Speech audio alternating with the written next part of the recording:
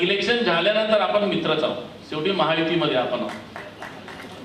त्याच्यामुळे हा मंच नाही आपला एकमेकाचा. आपण मनात, माझ्या पण मनात नाही, निवडणुका झाल्यानंतर शेवटी आपल्याला दिल्लीच्या आणि राज्याच्या नेतृत्वाकडे आपल्याला बघायचं असते. ते ज्या पद्धतीने एकत्रेनं काम करतात, प्रत्येकांना मोठं व्हायचं असते, त्यांना सुद्धा मी कधी कधी बघतो, प्रत्येकांना वाटते, परंतु तरी सुद्धा ते मिळून मिसळून राहतात. त्याच पद्धतीनं आपला भंडारा जिल्ह्यामध्ये सुद्धा आपण तसेच तीनही पक्षाचा महायुतीचा प्रयत्न करू. मी या ठिकाणी पालकमंत्र्यांना सुद्धा विनंती करेन की डीपीडीसी मध्ये काही भाग आमदारांसाठी ठेवा, खासदारांसाठी ठेवा, परंतु काही भाग कार्यकर्त्यांसाठी सुद्धा ठेवा, जिल्ह्याच्या पदाधिकाऱ्यांसाठी सुद्धा ठेवा.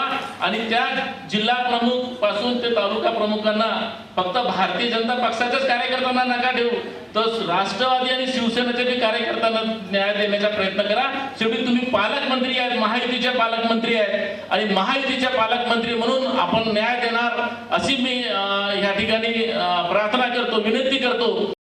कधी ट्रॅक्टरवर बसतो, कधी बोनटवर बसतो.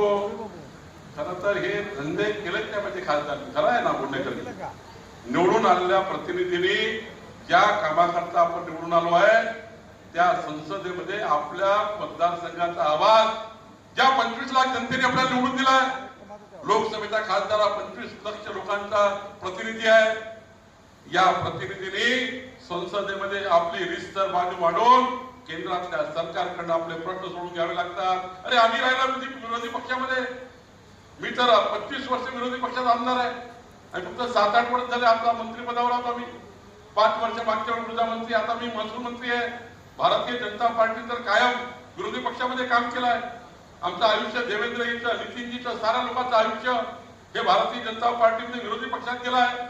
पण विरोधी पक्षामध्ये आम्ही नौटंकी केली नाही, आम्ही कधी नखरेबाजी केली नाही.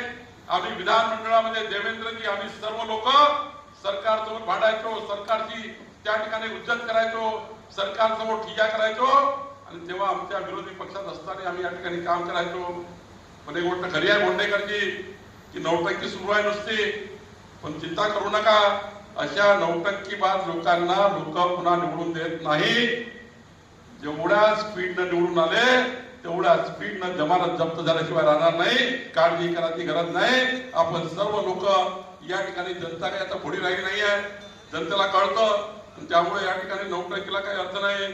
आणि म्हणून माझी विनंती राजेंद्र जैनजी तुम्हाला आहे की अशा नौटंकीबाज लोकांची नौटंकी या ठिकाणी उद्ध्वस्त करून काढली पाहिजे. विकासाच्या कामाच्या माध्यमातून या भंडारा गोंदिया लोकसभेला एक नवीन आयाम दिला पाहिजे. भंडारा गोंदिया मतदारसंघाचे केंद्र सरकारचे महत्वाचे प्रश्न या ठिकाणी सोडवले पाहिजे. याकरता आपल्याला काम करायचं आहे. आता माननीय नितीन गडकरी नाना भाऊ 2024 मध्ये कानापासून गोळी गेली.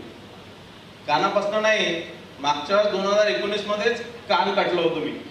5,000 निवडून आले होते, जे 70-80 हजार निवडून येणार होते ते 5,000 निवडून आले होते. आणि अविनाश भाऊनी मारली होती गोळी बरोबर निशाण्यावर, पण ते नाना भाऊ नाक कटली. 208 निवडून येणं म्हणजे नाक कटणंच आहे. आणि जे स्वतःला इतकं मोठा देशाचे नेता समजतात ते त्यांच्या पक्षाचे महाराष्ट्राचे अध्यक्ष होते, आणि नुसतं 208 मतांनी निवडून येणार म्हणजे त्यांची नाक कापण्याचं काम अविनाश ब्राह्मणकरांनी केलं. परिषद असली, नगर परिषद असली किंवा ग्रामपंचायत असली, एकदा मला सांगण्यात आलं की याची जबाबदारी तुम्हाला आहे. तर मग मलाही थोडंसं माझ्या इतकी जसं नशा शराब पिणे होतं, माझ्या डोक्यात थोडंसं निवडणूक येते, त्यामुळे काही लोक दुखावले असतील नरेंद्र भाऊ वगैरे सारखे की निवडणूक आली की मी कशी करून जिंकली पाहिजे हेच माझ्या डोक्यात असतं. आणि म्हणून त्यामुळे माझ्या याच्यात काही चुका होतात.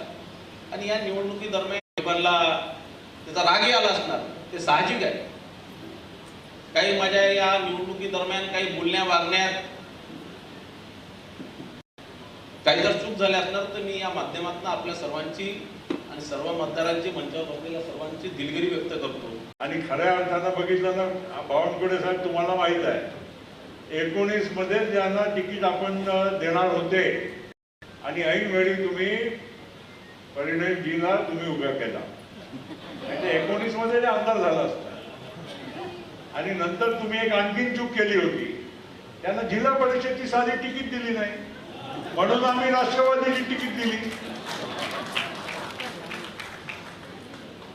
आता असं आहे, आपण काही काही गोष्ट वेळेवर जे आपण चुकतो, समय सूचक, समय बलवान होता है, निशाना चूक गया तो समय चले गया। और हमारा भोंडेकर सदैव वेटिंग में है। हमको लगा ये गवती से सीधी शपथ विधि लेने आएगा। अभी बेचारे को देखो, जैकेट वैकेट पहन के शिंदे साहब को रिसीव करता है, सब करता है, सबकी शादी लगाता है, खुद की शादी लगती नहीं। और वो भी आप सब नेता आए हो, बावनकुड़े जी, आज आप भारतीय जनता पार्टी के अध्यक्ष रहे। हम लोग जब टिकट विकट देते थे ना, बांट रहे थे आपस में, तो अमित शाह साहब के बाद नड्डा जी के साथ जब बात करते थे तो बावनकुड़े जी आपके तरफ से बात करते थे। आणि म्हणून जे काही दोघांना तिकीट मिळालेली आहे भारतीय जनता पार्टी, त्यांनी लक्षात ठेवा की बावनकुळेजीला नाराज करून चालणार नाही, त्यांच्या गुडमध्येच राहा। फक्त एकच सांगतो की आपण तिन्ही पक्ष एकत्र आल्यानंतर भंडारा जिल्हा, गोंदिया जिल्ह्यामध्ये कोणाची खैर नाही, कोणी इथे आपला समोर लढून जिंकू शकते। जोपर्यंत आपण एक आहोत तोपर्यंत कुठल्याही पक्षाला, कोणत्याही नेत्याला 1% पण स्कोप नाही। विधानसभेपासून आपली एक नवीन चांगली सुरुवात झाली आहे आणि आपल्याला ही महायुती घट्ट ठेवायची। आणि आणखीन एक सांगतो सूचना, हे कोणी बोलत नसेल पण मी तुम्हाला सांगतो, माझा अंदाजे आहे की विधानसभा आणि लोकसभेची निवडणूक सुद्धा सोबतच लागेल, ही पण तुम्ही लक्षात ठेवा। मोदीजीच्या संकल्पना आहे वन नेशन वन इलेक्शन। यामध्ये काही राज्याची अगोदर येऊ शकते, काही जवळ जे आहे मध्य प्रदेश आणि छत्तीसगड सारखे जे 4 महिन्याच्या नंतर लोकसभा लागते, यांच्या पण ऍडजस्टमेंट करून अर्ध्यापेक्षा जास्त देश हे वन नेशन वन इलेक्शन मध्ये पण होऊ शकते। यामुळे सगळ्यांनी म्हणजे जागे राहून काम केलं पाहिजे, सगळ्यांनी सतर्क राहून काम केलं पाहिजे, ही महत्त्वाची तुम्हाला सूचना करतो।